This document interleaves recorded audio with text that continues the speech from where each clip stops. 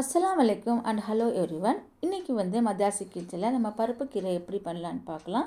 இதுதான் பருப்புக்கீரை. நம்ம இதை எல்லாமே க்ளீன் பண்ணிவிட்டு இந்த காம்பை கூட நம்ம யூஸ் பண்ணிக்கலாம். இதுக்கு நான் 100 கிராம் துவரம்பருப்பு எடுத்துக்கிட்டு அப்புறம் நம்ம இந்த பருப்புக்கீரையை க்ளீன் பண்ணிவிட்டு நல்லா வாஷ் பண்ணிக்கணும். மண் இருக்கும், அதனால் நல்லா க்ளீன் பண்ணிக்கலாம்.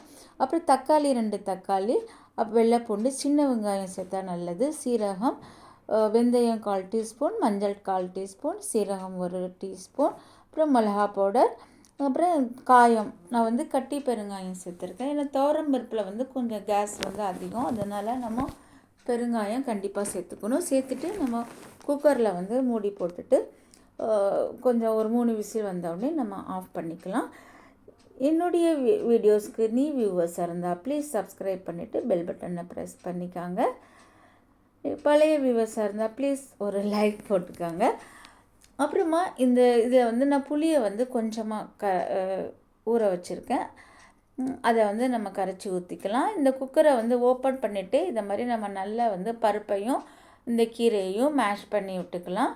அப்புறம் உப்பு சேர்த்துட்டு, புளி கரைசலை சேர்த்துட்டு, பச்சை மிளகாவும் சேர்த்துட்டு கொஞ்சம் நேரம் கொதிக்க விடலாம். இந்த பருப்புக்கீரையில் கால்சியம் ரொம்ப அதிகமாக இருக்குது. அப்புறம் இது ஈஸியாக டைஜஷன் ஆகிடும்.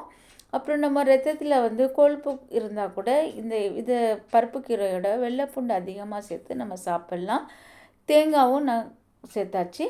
அப்புறம் நம்ம தாளிச்சிக்கிட்டு கடுகு, உளுந்து, அப்புறமா நான் சின்ன வெங்காயமும் வெள்ளைப்பூண்டும் கொஞ்சமாக இடித்து வச்சுருக்கேன், அதையும் போட்டுக்கலாம். கொஞ்சமாக சீரகம், கொஞ்சமாக காயப்பொடி, அப்புறம் சிவப்பு மிளகாய் கிள்ளி போட்டுட்டு நம்ம நல்லா தாளிப்பு. அப்போ தான் தாளிப்பு நல்லா இருந்தால் தான் டேஸ்ட் இருக்கும் குழம்பு.